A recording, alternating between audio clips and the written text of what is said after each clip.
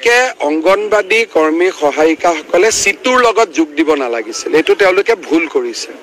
সিটু হল এটা CPMৰ সংগঠন। গতিকে সিটু হৈ পেলাই আমাৰ ওচৰত কিবা আহিলে আমি কৰিব নোৱাৰো নহয়।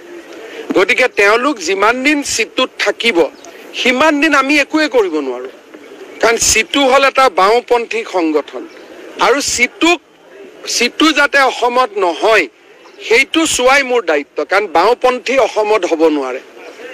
গতিকে অংগনবাদী কৰ্মী সহায়িকাসকলক ভুল পথে পৰিচালিত কৰি সিটুৱে এইবিলাক আন্দোলন কৰাই আছে। গতিকে মোৰ বাইদেউ ভণ্টি যিমান অংগনবাদীত আছে দৰমহা পোৱা নোপোৱাটো মই পাতিম।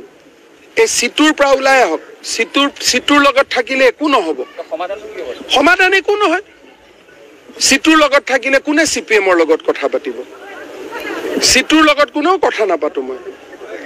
এইমাত্ৰ পদ্ম হাজৰিকা ডাঙৰীয়াকো মই কৈছো যে সকলোকে বুজাই দিব লাগে সিটুৰ লগত থাকিলে অসম চৰকাৰৰ লগত কোনো আলোচনা নহয়। সিটু মানে কি? এটা বাওঁপন্থী সংগঠন। অসমত কিমান জাতীয় সংগঠন আছে, তেওঁলোক আছুৰ লগত আহক, যুৱ ছাত্ৰ পৰিষদৰ লগত আহক। তেওঁলোক কিমান সংগঠন আছে অসমত। অসমৰ সংগঠনবিলাক থাকোতে আকৌ গৈ কেৰালাৰ পৰা সিটুটোক কিয় লৈ আহিলে? গতিকে এইটোতো ভুল কথা হৈছে। মই পিছত গম পালো।